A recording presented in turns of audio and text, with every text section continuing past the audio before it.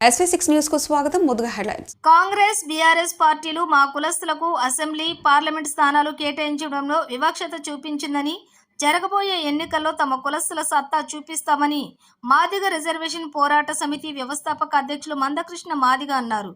నియోజకవర్గంలోని బాలంరాయిలోని లీ ప్యాలెస్ భవనంలో జరిగిన విలేకరుల సమావేశంలో ఆయన మాట్లాడుతూ, బీజేపీ పార్టీ ఒక అడుగు ముందుకు వేసి మాదిగలకు 2 పార్లమెంట్ స్థానాల్లో టికెట్లు ఇచ్చిందని, కాంగ్రెస్ పార్టీ మాత్రం తమ కులస్తుల నియోజకవర్గాల్లో కూడా మాలలకు అవకాశం ఇచ్చి తమను పట్టించుకోలేదని ఆయన విమర్శించారు.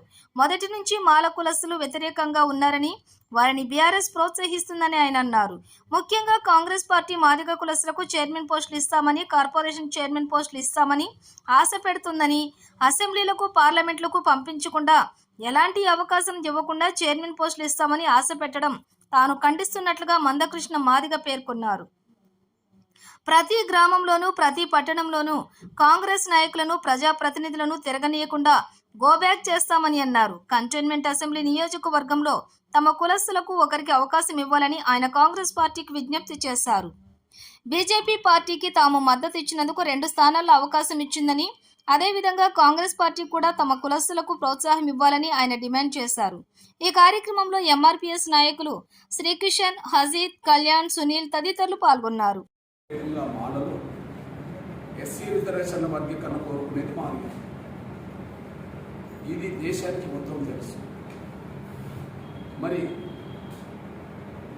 3 లోక్సభ రిజర్వేషన్ స్థానాల్లో కంటోన్మెంట్ అసెంబ్లీ స్థానంలో 4లో 1 కూడా మాదిగలకి ఇవ్వలేదు. అంటే ఎస్సీ రిజర్వేషన్ల వర్గీకరణ కోరుకునేది మాదిగలు, ఎస్సీ రిజర్వేషన్ వర్గీకరణ వ్యతిరేకించేది మాలలైనప్పుడు మరి వర్గీకరణ వ్యతిరేకించే శక్తులకు పెద్దపీట వేసి మేము వర్గీకరణకు కట్టుబడి ఉన్నామనే మాట మాట్లాడడం అనేది ఇది హాస్యాస్పదము. ఇది మాదిగ జాతిని అవమానించినట్టు మేము భావిస్తున్నాం. ఎస్సీ రిజర్వేషన్ల వర్గీకరణ కట్టుబడి రేవంత్ రెడ్డి గారు ఉంటే సమస్య పరిష్కారం చేయాల్సింది కేంద్రం. సమస్య పరిష్కరించాల్సింది కేంద్రం అయినప్పుడు మీరే చెప్పారు, కాంగ్రెస్ పార్టీ ఇండియా కూటమి అధికారంలోకి వస్తే, కాంగ్రెస్ పార్టీ ఇండియా కూటమి అధికారంలోకి వస్తే మల్లికార్జున్ ఖర్గే గారు ప్రధానమంత్రి అవుతాడు, లేదా రాహుల్ గాంధీ గారు ప్రధానమంత్రి అవుతారని చెప్పి మీరే 2-3 రోజుల క్రితం ప్రకటన చేశారు.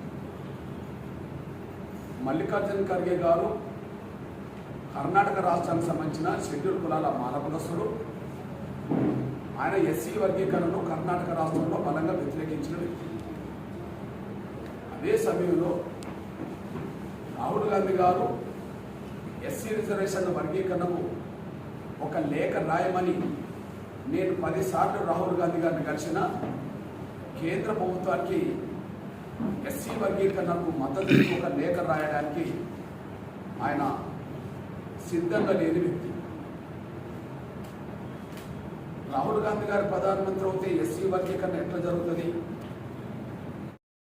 మర్చిపోవద్దు, మీరు జనరల్ స్థానాలన్నీ రెడ్లకు దోషి పెడుతుంటే బీసీలు మౌనంగా ఉండి బీసీ వర్గాలన్నీ కాంగ్రెస్కే ఓటేస్తారని చెప్పి అనుకోవడం అనేది మీ భ్రమలు. తెలంగాణలో మెజార్టీ సమాజం ఎస్సీలో మాదిగలు, తెలంగాణ సమాజంలో 50% జనాభా గల వాళ్ళు బీసీలు. మీరు బీసీలకు మోసం చేసి తెలంగాణలో మాదిగలకు మోసం చేసి 17 సీట్లు గెలుస్తామని మాట్లాడుకోవడం అనేది పగటి కళలు కాకపోతే అది నిజం ఎట్లవుతుంది? 15 కాదు, 5 స్థానాల్లో గెలిపించుకునే దమ్ము మీకుంటే అప్పుడు మీరు గొప్పే. మేము మాత్రం తీవ్రంగానే ప్రతిఘటిస్తాం. మా జాతిని మోసం చేసిన కాంగ్రెస్ పార్టీని రాజకీయంగా పొందబెట్టే స్థాయిలో, బీసీలకు అన్యాయం చేసిన కాంగ్రెస్ పార్టీని రాజకీయంగా పొందబెట్టే స్థాయిలో మా పోరాటాన్ని ఉధృతం చేస్తాం. అదే సమయంలో మాదిగల్లోనే మళ్ళీ భ్రమలు పెట్టే విధంగా కొంతమంది మాదిగ చోట మోట లీడర్లను దగ్గర తీసుకొని మీకు నామినేటెడ్ పదవులు ఇస్తాం, మీరు కామ్గా ఉండండి అని చెప్తే ఆ పదవుల కోసం ఆశపడ్డే వ్యక్తులు మీ దగ్గర గులాంగిరి చేస్తారేమో కానీ మాదిగ జాతిలో మాదిగలకు అన్యాయం చేసింది కాంగ్రెస్ పార్టీ అనేది ఊరు వాడ ఇంటింటికి ఆ సమాచారం వెళ్ళిందనే విషయాన్ని చైతన్యవంతమవుతున్న మాదిగలు కాంగ్రెస్ పార్టీకి తగిన రాజకీయ బుద్ధి మే 13న చెప్పబోతున్నారనే విషయాన్ని రేవంత్ రెడ్డి గారు మర్చిపోద్దని చెప్పి నేను స్పష్టం చేస్తూ ఖచ్చితంగా గో బ్యాక్ అనే నినాదాన్ని కాంగ్రెస్ పార్టీ నాయకులారా గో బ్యాక్ మాదిగ పల్లెలకు రావద్దనే నినాదాన్ని ఉధృతం చేయడానికి క్షేత్రస్థాయికి తీసుకెళ్లడానికి అతి త్వరలో కార్యాచరణ ప్రకటిస్తాం.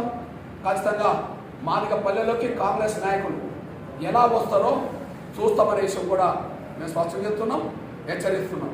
అదే సమయంలో కంటోన్మెంట్ అసెంబ్లీ నియోజకవర్గం నుంచి ఉప ఎన్నికలు జరిగే కంటోన్మెంట్ అసెంబ్లీ నియోజకవర్గం నుంచి ఇప్పటికే కాంగ్రెస్ పార్టీ నిన్న బీజేపీ అభ్యర్థిగా పోటీ చేసి కాంగ్రెస్లో చేరితే ఆయన గణేష్ అనే మాలకు కాంగ్రెస్ పార్టీ టికెట్ కేటాయించింది.